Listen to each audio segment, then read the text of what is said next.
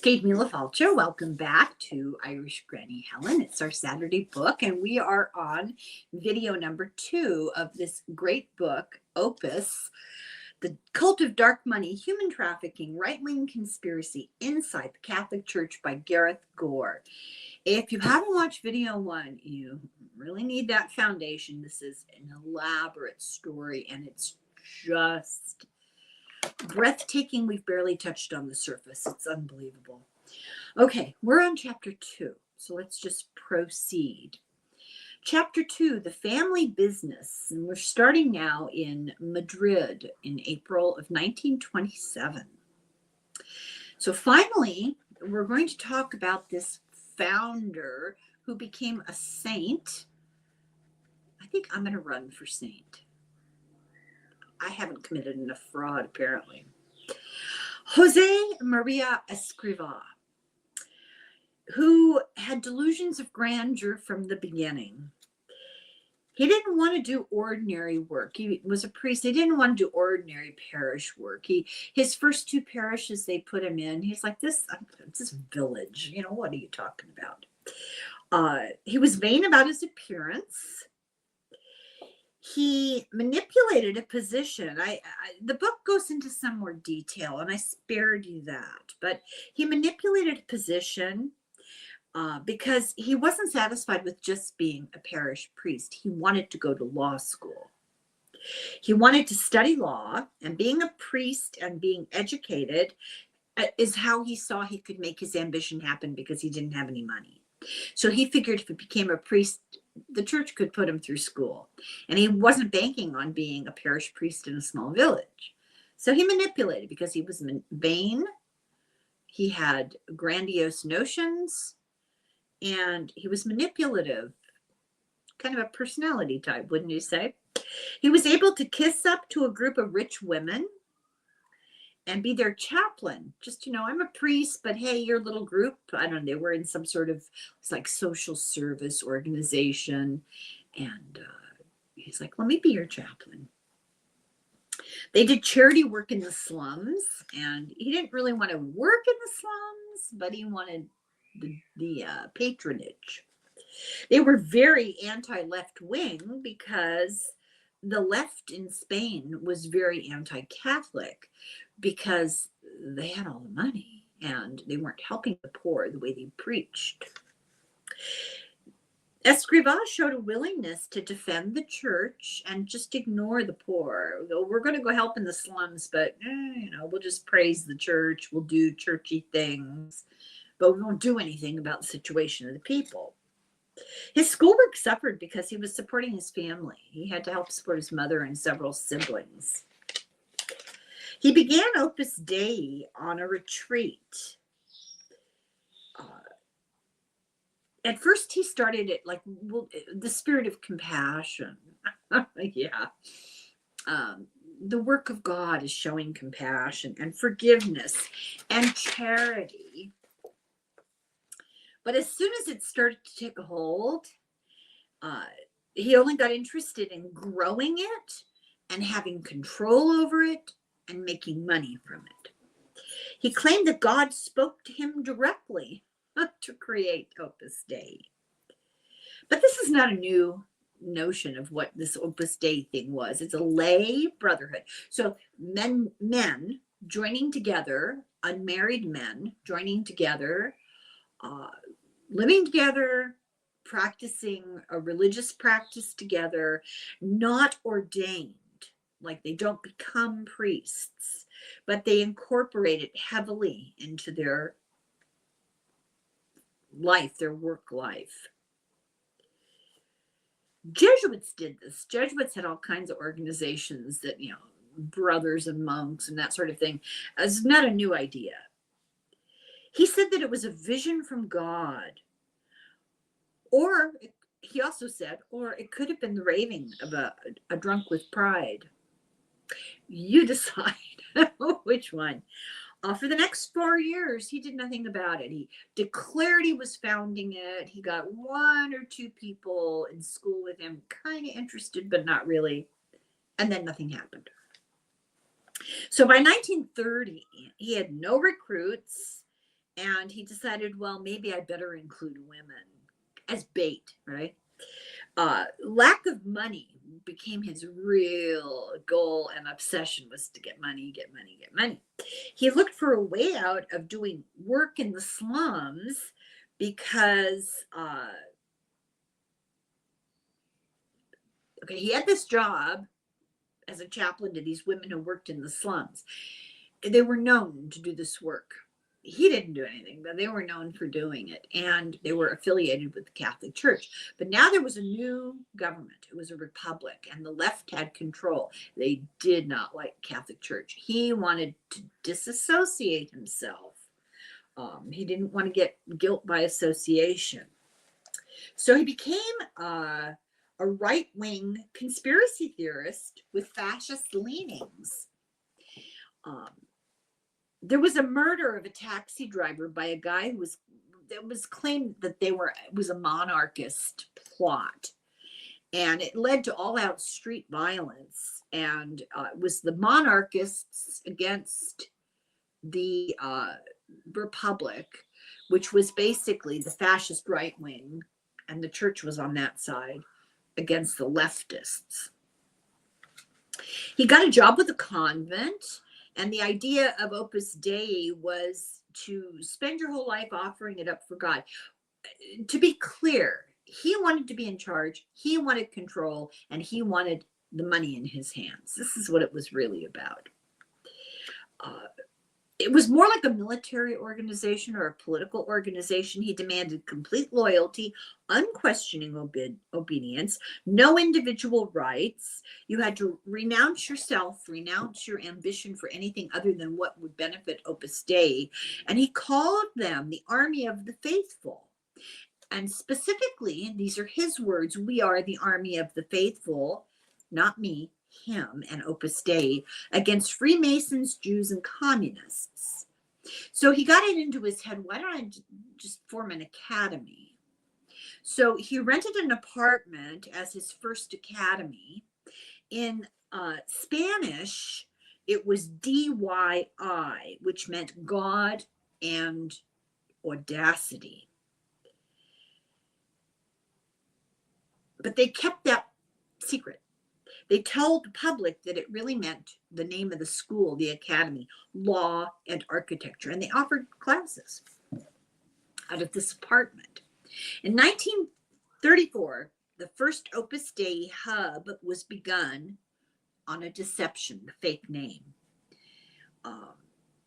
It did not admit it was Opus Dei. It did not admit that everybody that was in charge and running things was Opus Dei.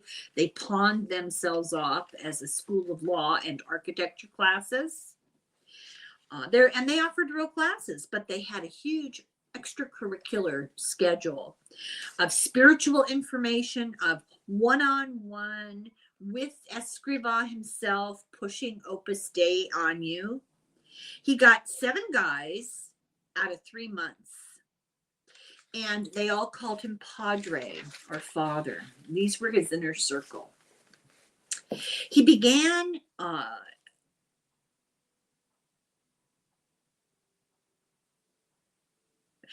he began this really intense kind of litany of instructions that he kept secret, that he wrote, that would dictate every aspect of your life. He was really heavily into control. He wanted to control all the members' activities all day long and restrict as much outside contact as possible. He said, we are ready to enter battle against the enemies of Christ. They were very political from the very beginning. They were reacting against progressive reforms in society.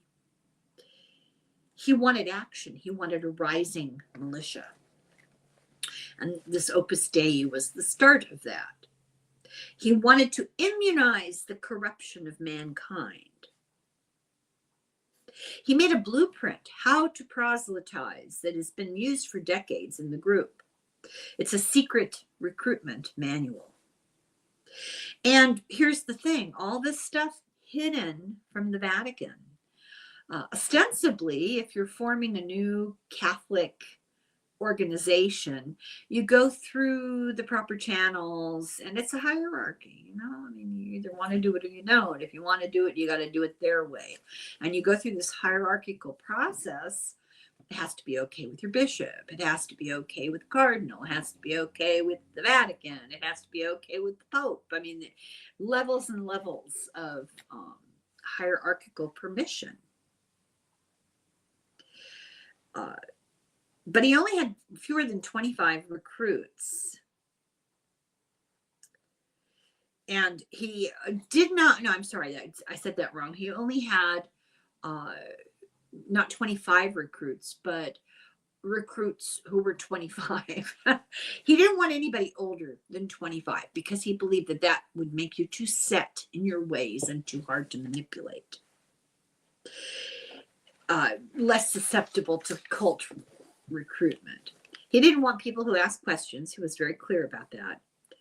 He said, when to target people, plant the seed, be covert about it. Do it one by one. Tell them to keep it quiet and tell them to recruit. Make a distance between them and their families. Aim for the experts, the professionals in their fields. He manipulated his mother into selling 2 apartments that she inherited when her brother died. And he wanted to start a student residence with, sell these properties, take money, buy a building. And he thought if they all lived together with him in charge, it would be easier to impose his grueling schedule. So his spiritual life, we talked a little bit about it, but this is the framework of what he wanted to impose on everybody in this residence. In the morning, a half an hour of prayer, mass, the Angelus at noon, the rosary, spiritual readings. In the late afternoon, evening, a half an hour of prayer, a visit to the Eucharist, which I think means go to church where the communion wafer that's blessed is on display. That's all I can figure. Supplications. That means you're asking for things. I don't know what that is. An exam of the conscience, and then other prayers. And most of the day, you do all this praying, one thing after another, and you have very little time to do good works. But it keeps you isolated. It's a very insular life. And all this repetition, brainwashing. But they also engage in corporal mortification. We talked about it in the last video. I don't want to go into YouTube. Self-flagellation. They would put, I don't think I'm going to say it. I don't want to get in trouble with YouTube. You need to read the book. They did this on a regular schedule 3 times a week, and with an extra heavy session every 2 weeks. And on feast days, because what better way to celebrate a feast day, right? The chilique is a barbed wire thing on the thigh or the waist, and they'd wear it a number of hours a day. They would deny themselves food and water, fasting, as not because of weight loss or dietary whatever, fasting to punish yourself, to sacrifice. But he developed an eating problem. He became obsessed with gaining weight, and he couched it as, we must fight gluttony. And his doctor was worried about him. His priest had to ban him from fasting. Where he had been engaging in these, they found blood. He needed more money to start the residence than what he had from his mother selling her property. And he told members who had separated from their families, mind you, he said, go back to your family and ask them for money. And they did. And they were able to rent 3 apartments. Because they now had a Catholic-led coalition in the government in 1933. There were protests and political unrest. Huge crowds of right-wing people Just like a civil war was starting is what really happened. And as a result of all this protesting and unrest, the government delayed school starting. And so here he's got this new building and he's ready to start classes, and now he can't start classes and he had no income. And he had a cook and a cleaner and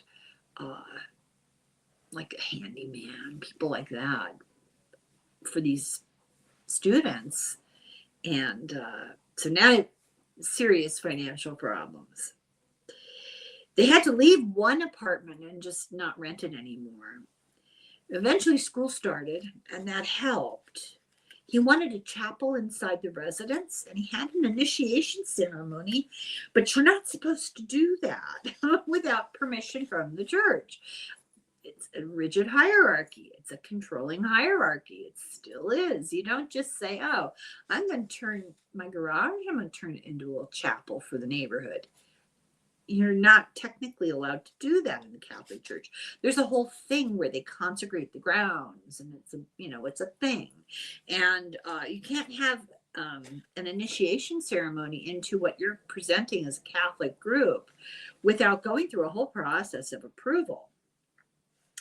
And I don't know, appropriately, I guess I would have to say he named the ceremony the enslavement. So at the end of the school year, he had 150 students who were interested in the school, and about 75 of them were taking the religious extracurriculars, but they didn't have a lot of people signing up for Opus Dei. They were Opus Dei curious, but they weren't committing. So he started doing a questionnaire to each new person to tailor recruitment. He was using psychological techniques without maybe fully being able to label it that way. But they were looking at these people, analyzing the answers to the questionnaires. I wish I knew what the questionnaires were. And from that, they were designing aggressive recruitment plans on an individual basis. They put out ads for the academy as a school, but they didn't mention Opus Dei at all. So in 1936, Spain is going through this tug of war between the right and the left. So in 33, it was one way. Before that, in 27, it was another. Now we're at 36, and the left were in power in the government. He was very clear to ban any kind of talk of politics at the academy. He created a foundation, like an anonymous business foundation, to handle the business of the school and to hide his family involvement and to hide Opus Dei involvement. Didn't want to attract the attention of a hostile left-wing government. So he wanted to keep the academy financially and legally separate from Opus Dei and from him. And that was how he carried on for the rest of his life. He bought a new large property in Madrid. He still only had 26 slaves, enslavement. In 1936, he made more instructions for the men who were running the Opus Dei residences. And these instructions spelled out very carefully how you might be director, but I'm in charge. That was his whole thing. They had to do reports of conscience, which was they would do one-on-one counseling with each member, these directors would, and they would be told private things, and then they would report back to him with all this private information. They'd write it down and report back to him. He would use that information to manipulate membership. They were taught to stay away from other clergy. They weren't good with the Catholic Church. They were a rogue entity. And he didn't want somebody in his group going to confession and telling some parish priest, I belong to this weird group. He didn't want news to get out. So he said if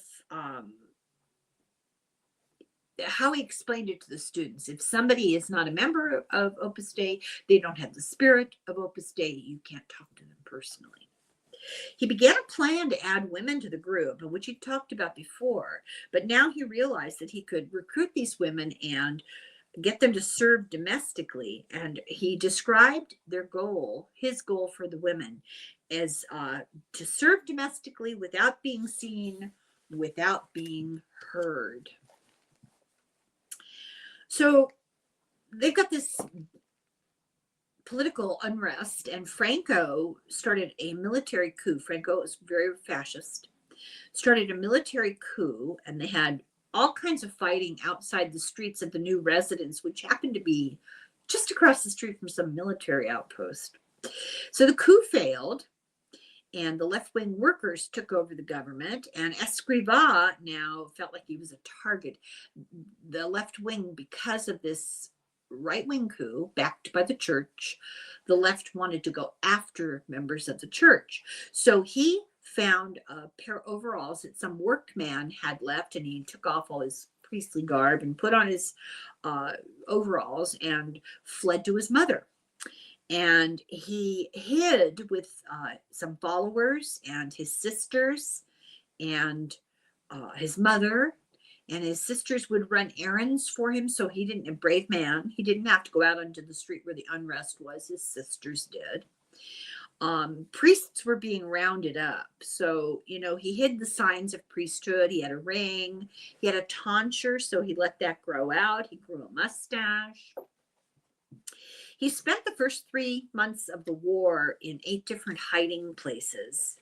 Meanwhile, a third of the 2,000 or so priests in Madrid were executed.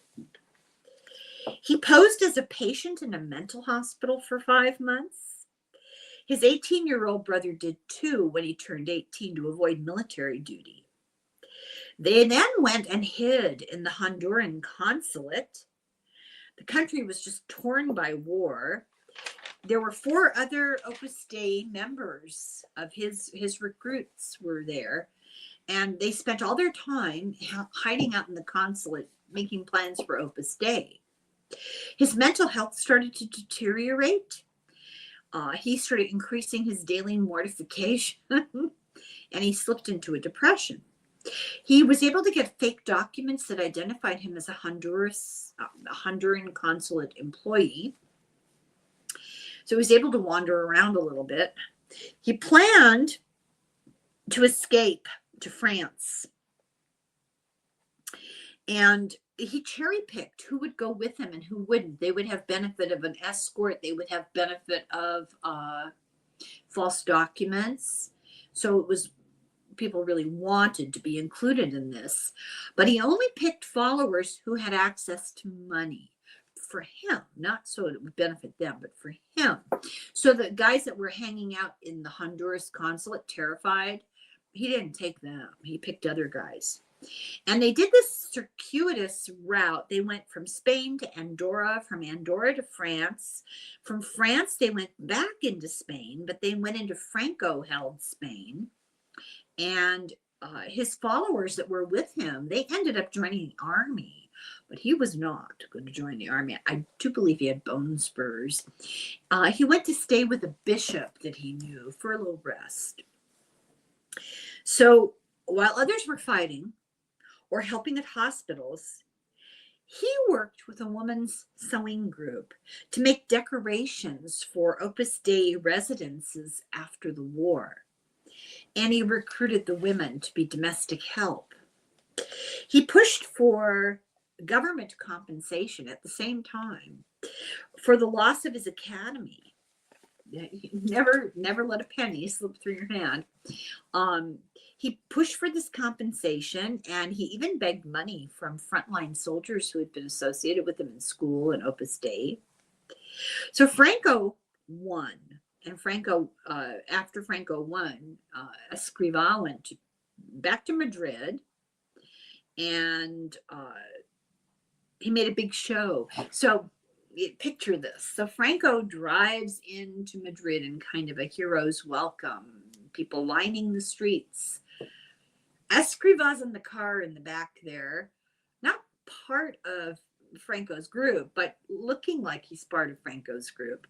And he's got on the big priest show. He's got on the outfit, the cross.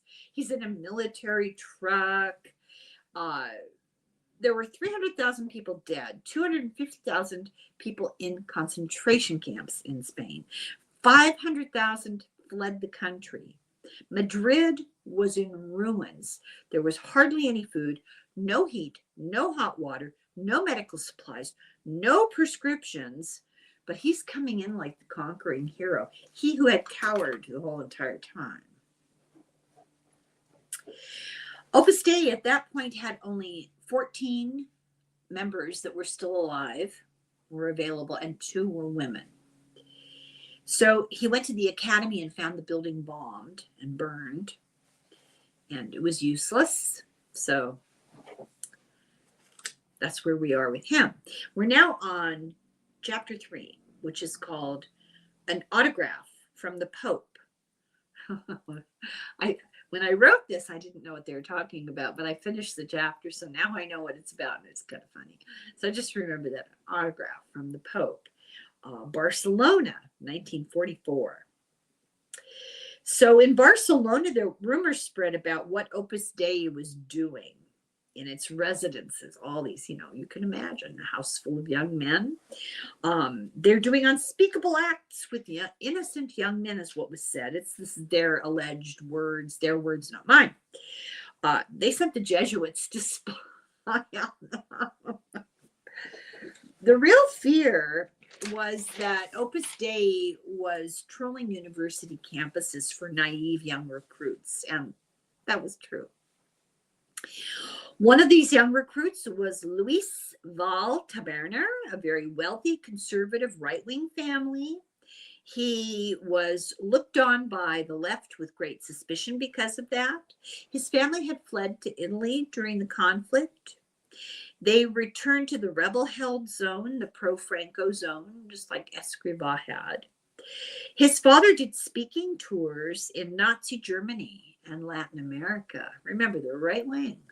They're Catholic, but they're right-wing. His mother feared that Luis would get into Opus Dei. She didn't like that idea. She said that it would make their family forget what they'd been through and put them at risk again, which was pretty pragmatic. Luis was recruited. He was befriended by a guy called Jorge Macia Masbaga, or Jordi, as he was called. Maybe Jordi, I'm not sure. He was a member of Opus Dei, a couple of years older than Luis, and he'd been told, get out there and recruit. So first thing he did is he isolated Luis from his friends on campus. And then he groomed him to like the ideas of Opus Dei. He talked to him all the time about God, religion, and service, army of God, soldiers, all that. Then he told Luis that Opus Dei's headquarters, which they called the Palace because it was so shabby. He says, well, the reason that our, this apartment building that we're using as our headquarters is so shabby, it's because we don't care about money. We're about serving God. Luis fell for it. He liked the seriousness. He liked that there was a whole system of merit-based awards in the organization. The country itself was racked with corruption. He liked that there was justice within the organization. He liked the rituals. So as a freshman, at the end of his freshman year, he joined Opus Dei. And actually, several hundred students across Spain joined too. Franco helped. Franco made religious studies compulsory all over Spain. He did it not because he was religious, but he wanted to keep his eye on subversives. He got religious orders to watch and report on the students. They set up residence halls on campuses. just put forward as just anybody's residence hall if you're a student, but really they were run by these religious groups. They were reporting back to Franco. This helped Opus Dei because they set up their residence hall. Nobody knew they were being run by Opus Dei, and they were reporting back to Escrivá. By 1940, they had expanded to a number of cities. The residence halls were a great opportunity to recruit. They kept report cards on the residents. They sent members around the country, 2 by 2 at your front door, to recruit very successfully. They focused on top students. They didn't go to any, C student's house. They wanted the top of the class. And they always hid their Opus Dei affiliation. There's a pattern from the very, very beginning: secretive, dishonest, manipulative. In their first year that he started Opus Dei, it was during the war, and they had 70 members who joined. And the first year after the war, they had 70 members who joined. And Escrivá is quoted as saying, "We will have to bless the war," for the members joining. By 1945, Luis was in the decrepit palace. Opus Dei had 250 members. They had 12 residences in 6 different Spanish cities. The residents in these places, they're like rooming houses for students. They paid room and board. The older employees, of course, were Opus Dei. They had to hand their pay over to Opus Dei. So they were a little, ATM for Escrivá. He kept his secret set of instructions, how they should live, and it gave him complete and total control over their lives. The directors knew some of it, but the regular members knew nothing about it. The regular members didn't know that their private spiritual matters were being told to Escrivá at regional headquarters. They were unburdening themselves to these directors who were supposed to be their spiritual advisors, and it was all being reported back. Students were encouraged, open your hearts to us. And they were also told, you have to comply with our advice. If you tell us you have a problem, we tell you how to deal with it, you have to do it. Escrivá was controlling their spiritual outlook and their daily actions with this rigorous life that they had figured out. He was becoming a campus celebrity on a bunch of different university campuses because he wrote this book called The Way. And it was I think it was 999 sentences of, some of them were really stupid, like turn off the water when you're finished using it. Some of it was just stupid, but a lot of it was kind of disturbing. For example, women should not aspire to be learned. They should aspire to be discreet. The student members, they had to reread it over and over and over. And they were encouraged to see Opus Dei as this is what the modern Catholic Church is. They didn't know that it was a rogue group. They didn't know there was no Vatican approval, no approval from their diocese. They had no idea. Escrivá was in demand amongst a certain group in society to lead retreats, to teach classes. This increased his profile, and he took every opportunity to push Opus Dei. Franco liked him, and Franco thought, hey, this guy, he should be a bishop. Well, he didn't get made a bishop. Franco liked him because he had loyal politics. Escrivá even gave Franco and his wife a 6-day private retreat at Franco's palace, one-on-one.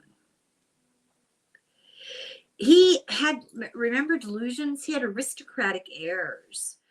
For example, there were, at the end of the war, Spain was just destroyed by civil war. Europe was destroyed by World War II. And he's running around from place to place, flying everywhere, which was highly unusual. People didn't just fly with impunity in those days. He had a new headquarters, a 3-story mansion in a very rich neighborhood, and he moved in with his family. He changed his last name to a fancier last name. It's hyphenated. I didn't copy it down because it was difficult to spell, difficult to pronounce, and we're not going to remember it anyway. He decided on adding a new class of members to draw in more people, couples married with children who had a home and a job. They'd own their home and had professional jobs. Now, this is where it starts sounding like the 7 Mountain Mandate. I could not help but make that connection, and I hope you'll see that too. He formed this class of groups called supernumeraries to take control of what he called the pagan world. So let's look at what he had to say.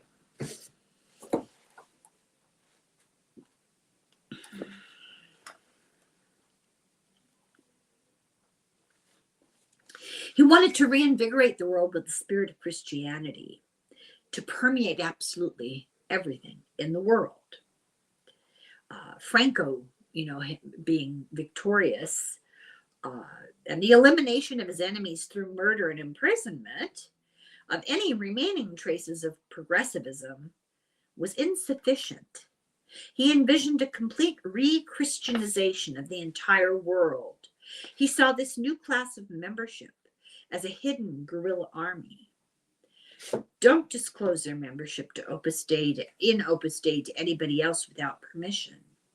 And their task was to infiltrate society and gather intelligence about enemies of Christ. Their mission was to influence and take charge of the cultural, social, and government institutions. So it's the 3 Mountain Mandate, but it's the same thing. And, very important, breed the next generation to fan out across the world and set up Opus Dei retreat centers that would have hotels attached for families to stay in. This is very much like that crazy Goddard guy, the Duggars, that religious group they belong to. It's a bunch of letters, I something, I can never remember. His name, the leader's name was Goddard, and they intentionally send their children out to be interns in the state capitol and interns in Washington, D.C., and unpaid assistants for people in legislative groups, and join nonprofits. I mean, they advocate for deep political affiliation and action, as did Escrivá. And we're seeing it now in Washington. DC has, well, we'll get to that. They focused on university students because university students would become the next generation of business and government leaders, and he wanted them to influence business and government. He said, we must first influence the intellectuals, quote. So this made this group called the Phalange, I think is how it's pronounced. This is the fascist paramilitary of Franco's. This whole thing made them nervous because the Opus Dei was doing clandestine activity and influencing the young. Absolutely true. Yes, they were. And it made this right-wing fascist paramilitary group really nervous. They didn't trust Opus Dei. So he wanted to offset the threat of the Phalange paying attention to them. So he looked for ecclesiastical cover. He tried to find a bishop to give him cover. And he tried the Bishop of Madrid. And he said, please approve Opus Dei officially as a pious union. And that's an actual type of group in the Catholic Church. So if the bishop would entitle them a pious union, then he could get around ever having to deal with the Vatican for a while anyway. It helped hide what he was really up to from the real top hierarchy of the church, and he was able to fool the Bishop of Madrid. But then the bishop started meddling. He started getting involved. He started to get recruit members of Opus Dei to fight for the Nazis. And Escrivá didn't want to repeat what happened during the war, the Civil War. He didn't want members to be killed or disappear, have to flee or, die. So he told them, no, don't even think about that. The big issue here was he wanted control of his membership. He wanted control of their interaction with larger authority of the church. He didn't want them going to confession to priests that were not Opus Dei priests. He needed Opus Dei priests. That would solve that problem. But most of the young guys that joined, they don't really want to be priests. They just like the notion of Opus Dei for why, I don't know. But they didn't want to be priests. And they wanted to live normal lives and have jobs. And they didn't want to be priests. And he had rules that he had to follow. He had to abide by some constraints. No regular priest could be in a pious union. So that was a problem. And all clergy had to be affiliated with pre-existing orders or diocese, order like the Franciscans, the Jesuits, the Dominicans, that kind of an order, religious order. So he had to get around that because he didn't have any connection to the approved hierarchy. So his solution was he was going to form a new priestly society. So he started lobbying the Vatican, and it worked. He sent an emissary, and the emissary begged and whined, and eventually they got the Priestly Society of the Holy Cross approved. And the first thing they did was they got 3 priests ordained, and he told them, now you can't use the title father. I am father, padre, I'm father. You could be called Dom, D-O-M. But the Falange, they're hard to fool, and they were still against Opus Dei because it was set on, and they knew this, and this is a quote from them, set on the conquest of power through cultural institutions. And that's exactly what Escrivá had written in his instructions, mandate, right? The recruits were led to believe that this was a biblical mission that they were on. They didn't know any of this stuff under the surface. They were on a biblical mission from God. They were soldiers for the army of God. And what it was allegedly a cult of personality that Escrivá encouraged. And the directors supported the role. So he paid special attention to one student at a time. He would just pick somebody out and love bomb them with attention and affirmation and opportunities. Go on this trip, come to this speech, let's do this, let's go out to eat, and I don't know. I can't say what more there might have been, but it was love bombing to create this individual fanatical follower.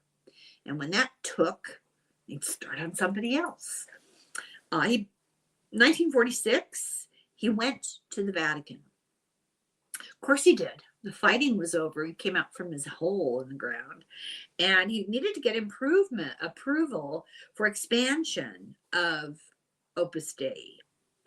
He had to negotiate new residences with local bishops, and they weren't always okay with it. So he had to find an okay from the Vatican telling him that he could expand anywhere and just sort of sidestep the church hierarchy. This is where the autograph of the Pope comes in. He had a photo that was signed by the Pope, and he carried it around and used it as a prop to convince, let me in to see the bishop. Look, I've got an autograph picture of the Pope. The Pope sent me. And then it also wowed the people back home. I have a autograph by the Pope. So he wrote to the people back home and said, in Madrid, and said, you guys need to start fundraising for this house I want to start in Rome. Then he wrote to them in Madrid, and he ordered all the women who were involved in the organization in Madrid to start frantically making altar linens for 2 houses in Rome. Then he had this whole new class of numerary servants who were uneducated women who had very poor backgrounds, and they were only domestic staff, and their job was to serve, not be seen, not be heard, just serve, and make the other members feel special. The other numerary members, numerary servants. So this was a distinction. They were giving special classes on how to serve. They had to abide by the prayer timetable like everybody else, the mortification like everybody else. And keep in mind, these are young girls, and they are from very poor backgrounds. And they were led to believe this was their entree out of this poverty village and into a bigger world. And that's not what happened. They also had to hand over all of their pay as part of Opus Dei. And so they were working for free, and we know what that's called. They were basically residents with no luxury hotels with slave labor. Now they were they were providing residences that were like luxury hotels but had slave labor. And Escrivá said about these women, for a long time, each of them, all she did was peel potatoes. But now she achieves holiness by peeling potatoes.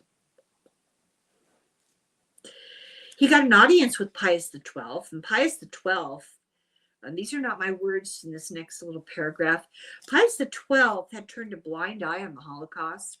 He helped with the rat line, escaping Nazis. Escrivá himself said that Hitler, and I don't believe this is his words, and he's wrong, that Hitler was unjustly accused, and it was impossible. I mean, he was a Holocaust denier and a Hitler supporter is what he was. Not our words. We don't believe that. We're not pushing that. We're simply telling you what this man said, who was made a saint afterwards. He and the Pope got along great. Oh, sure. Fascists of a feather got flocked together. He hoped the Pope would create a secular institution, and that institution could make Opus Dei its first membership. He picked up scheming tricks from hanging around the Vatican trying to convince the Pope. He learned from these other schemers. He sold the idea of Opus Dei to them and to the Pope as, hey, all we're doing is fighting Marxism. And in 1947, the Pope approved. So now they had about 300 members. They were expanding into Portugal. They were recognized by the Vatican, but they could expand anywhere they wanted. He bought a former palace in Rome and called it the Villa Tevere. And this is where things get just crazy. He also bought a ranch in the Spanish mountains for retreats. He took 60 guys there and he told them, now you are inscribed members. This is a whole new thing. This is you're like part of the central Opus Dei government. We didn't have this level. You're special is what he's telling them.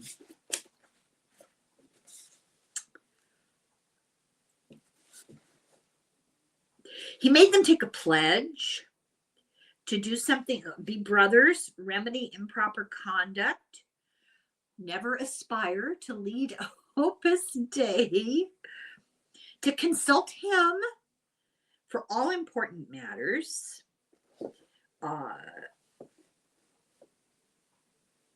So there was a whole thing about brotherly correction, that they would root out dissent in the organization. So he created a spy unit within this organization that acted like a spy unit in the larger society. This was their central ultra loyal band in the center of Opus Dei. He liked Rome. He wanted to stay in Rome. So while this is unfolding with Escrivá, Luis is rising in the ranks, right? And he saw all this as proof that Opus Dei was blessed by God. Escrivá got close to Luis when he realized that Luis's family had money. Imagine that. Luis lived in Madrid in the residence while he was going to law school. The residence was a show place because it was open to people in the public to come in and see how wonderful these residence halls were. And Opus Dei, it was great. And it was a way to get recruits. They'd come in looking for a residence, and then the Opus Dei guys would work on them to get them convinced. And they didn't understand right away that that's what was happening. The place was fancy. They had all these extracurricular activities just at this place.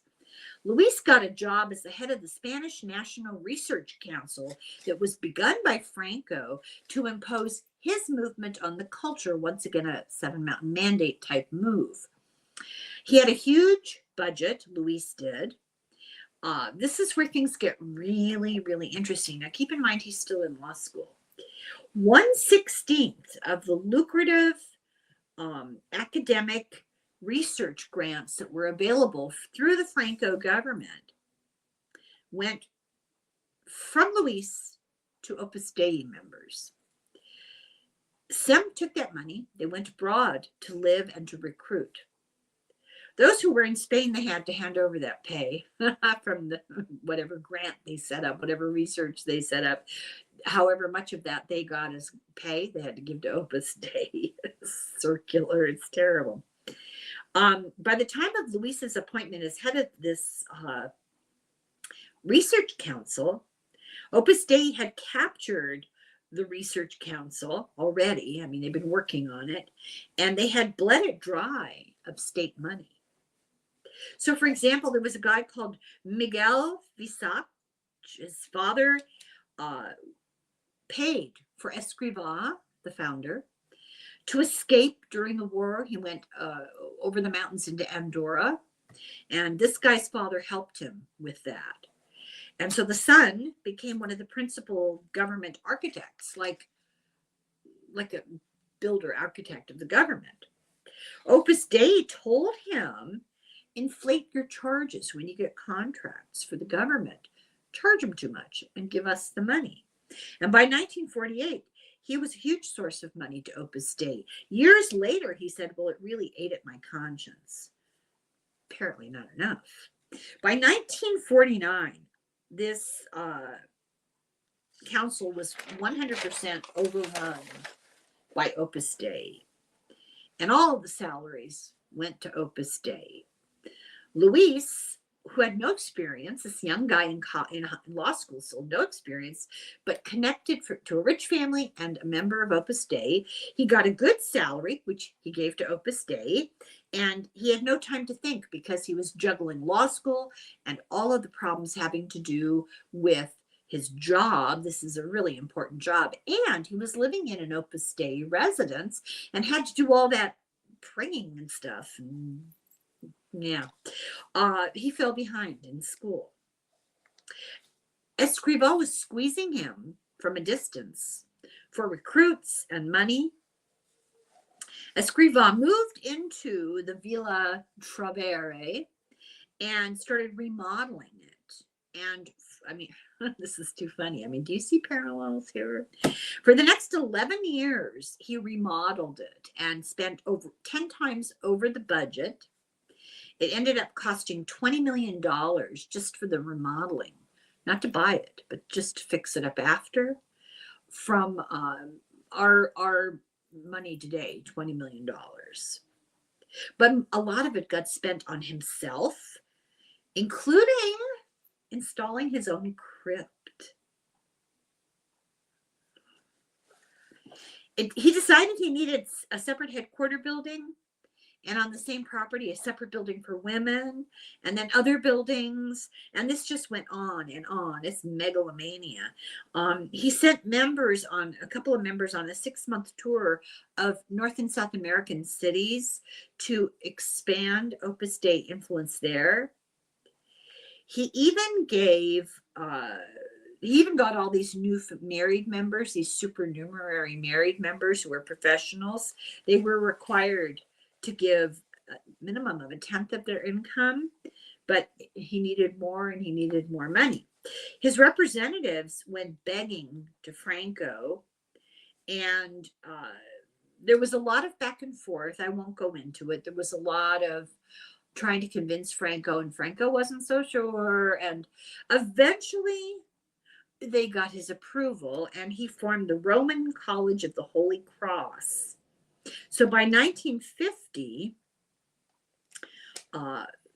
Luis decided that his mission was to liberate Escrivá from these burdens of money that he had. Poor Padre, was busy. I think he put 3 new stories on the villa, and it was too much for the weight bearing of the villa, so it was undermining it, and so they had to redo the foundations and brace it, and just a lunatic.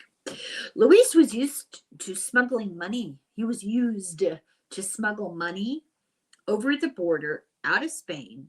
Against the law. Franco had really strict punishment for smuggling money out of this country that was struggling to get back on its feet. Luis smuggled it out, took it to Rome, to Escrivá, cash. And they did it with, this is terrible, they used other people as unwitting mules. They hid money in their bags or whatever. Very dangerous. They would have ended up in prison if they were caught. Meanwhile, Luis was living in the Opus Dei headquarters in Madrid. And he was receiving constant demand from Rome for more money, more money. And some of the members got disgusted when they saw the opulence and the overspending and the apparent greed that was going on in Rome. They quit. And Escrivá made excuses. So they had built all these different buildings on the property in Rome. And he said, 12 dining rooms, 14 chapels. This just shows you that we pray more than we eat. In Madrid, meanwhile, members of Opus Dei living in the residence there, they didn't have money for repairs of the building. They didn't have enough decent food. Escrivá had, so this was a huge crisis that came to a head. And in the middle of this huge crisis, Escrivá fell to the ground in a dead faint. And they claimed it was this almost life and death moment. He had some kind of diabetic health scare, but it was sudden and unexplained, never to repeat itself. And because he claimed he had a miracle cure. Look at me, God cured me, I'm a miracle.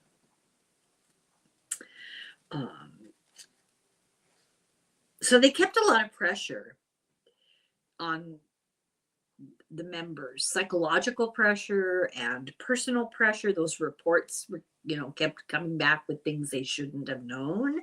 The directors telling Escrivá he was using it as weapons against people.